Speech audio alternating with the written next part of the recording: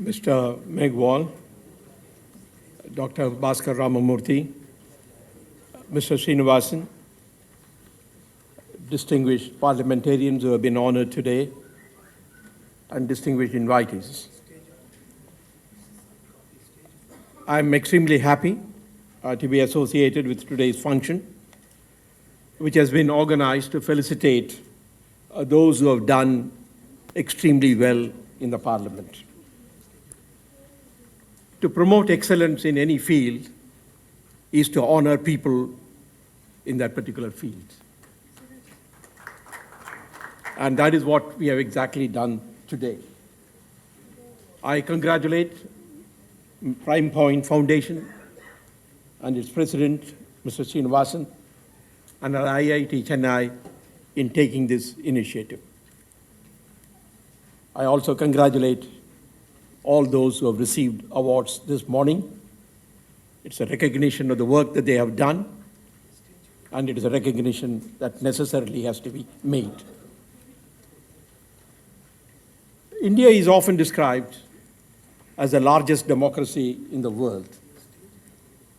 We can take pride in the fact that we have been able to maintain and enrich the democratic system in our country ever since India gained independence.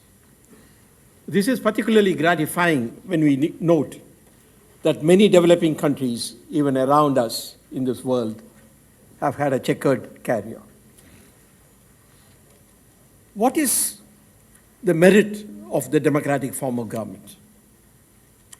The essential characteristic of democracy, which distinguishes it from other forms of government, is that government is with the consent of the governed. This democratic ideals and spirit of consent and participation will have to be reflected in the institutions that are created. The oft-repeated statement that democracy is government of the people, by the people, and for the people does reflect, in a way, the spirit of democracy, even though we must understand government by the people is not always possible in the sense in which the Greek democracies might have functioned. We have to work through what we call the elected representatives. Democratic institutions do vary from country to country. There are countries like ours which have chosen a parliamentary form of government.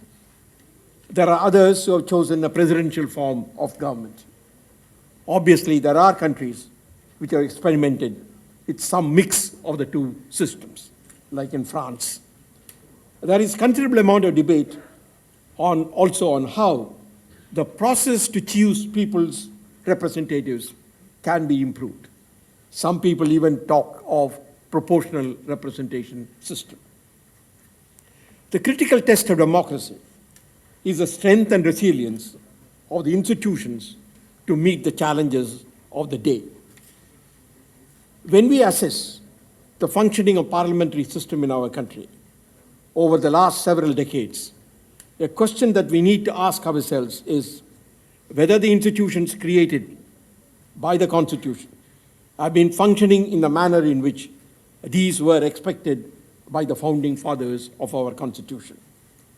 Parliament and legislators are pillars of democracy, and a great duty is cast on the parliamentarians and legislators to ensure that these institutions are strengthened, as any weakness in these would bring down the confidence of the people at large over the democratic system. The success of democratic system depends to a great extent upon the efficient and effective functioning of legislative bodies. If the primary function of enacting laws has to be effectively fulfilled by the parliamentary institutions, it is essential that the members of parliament or legislators critically examine any legislation coming before it for consideration and assess the overall impact it will have on the people. Parliament is a forum for discussion and decision. here is a point that I want to make, which is somewhat different from what is normally done. If discussion is to be meaningful, there must be a certain amount of give and take. This implies neither the government nor the parties that sit in opposition can take a rigid position. In the parliament, when a person stands up to begin to speak, you know immediately what he will say. Because he sits in that part of the parliament where it has been allotted to his party. And that is why, as somebody said, the stand that you take in the parliament depends upon where you sit.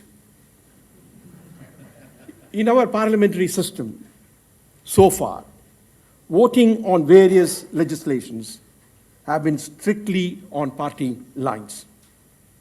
It is worth examining whether, except in the case of money bills or when the issue of leadership is involved, members can be given the freedom to vote according to their own judgment. In fact, in some parliamentary democracies, such a move is clearly seen.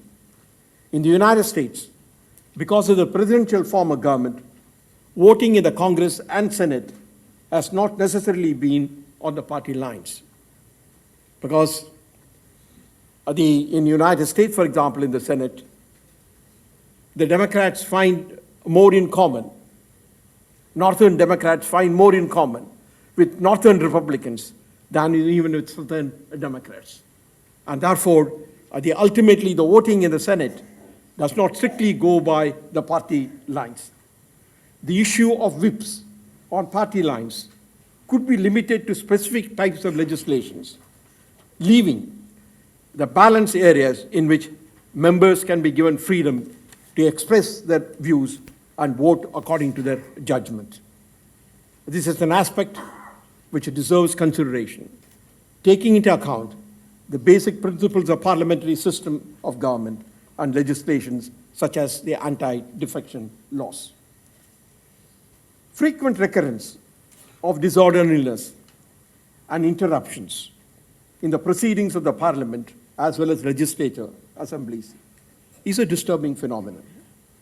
As someone put it, the arena meant for the battle of wits on occasions has turned into battle of fists. The members have to bear the responsibility for the maintenance of dignity and decorum in the House. I recognize that there can be occasions when members want to give expression to their anger and disappointments through walkouts and other forms of protest. Nevertheless, a debate or an issue has to be won by cogent arguments and not by raising the voice or by any other means. The former President Venkataraman has rightly observed, and I quote from him, "Discipline and decorum are the basic foundations of parliamentary democracy. To speak and let others speak, to hear and let others hear, to propose and let the opposition have its say, and to argue vehemently but accommodate ultimately is the pith and substance of parliamentary process. A duty is cast on the senior members of the House to ensure that they not only set an example by their oratory and appropriate conduct in the House, but also guide and restrain any other members of the House who are found deviating from the established parliamentary practice and help in maintaining the decorum and sanctity of the institution." In fact, those who have received awards today have an additional responsibility here. In this context, it is worth recalling what the resolution passed by the Lok Sabha in the special session of the Parliament in the Golden Jubilee of India's independence said, and I quote, "that the prestige of the Parliament be preserved and enhanced also by conscious and dignified conformity to the entire regime of rules of procedure and conduct of business in the House, and discussions of the presiding officer, decisions of the presiding officers relating to orderly conduct of trust business more especially, and it quotes what goes on to talk about many other things. Let me say, before I conclude, accountability of the elected representatives to the voters has to be continuous. We do not have in India a system of recall. Some countries have, but that is a very complicated process. And to have contact with the constituency, when the constituency is so large as it is in India, is also very difficult. Please remember, in UK, which has a population of 60 million, has a total of 600 members in the House of Commons. Whereas in Lok Sabha today, it is 500 plus for a country of this magnitude. And that is why it becomes very difficult to establish a curve. I know of a colleague of mine who teaches in London School of Economics, who stood for election in UK. And I asked him, how can he afford? But actually, he was only having a constituency in which the total number of people is only 1 lakh. You can almost go and meet everybody. That is the nature of the constituency in UK. But we have large constituencies, and therefore it is very important that you establish contact with the people. But then even though you represent a particular constituency, it is not that constituency alone which demands your attention. You have to look at the problems of the constituency, but you have to look at the problem from the national and the state perspective. Therefore, you have, as in the written text, you have the quote from Edmund Burke, who said that you are not only to listen to your constituency, but you are also to provide the leadership. And that is why you are called a leader. Therefore, it is not simply following what the other peoples are saying, but also providing the effective leadership that is important. Let me conclude.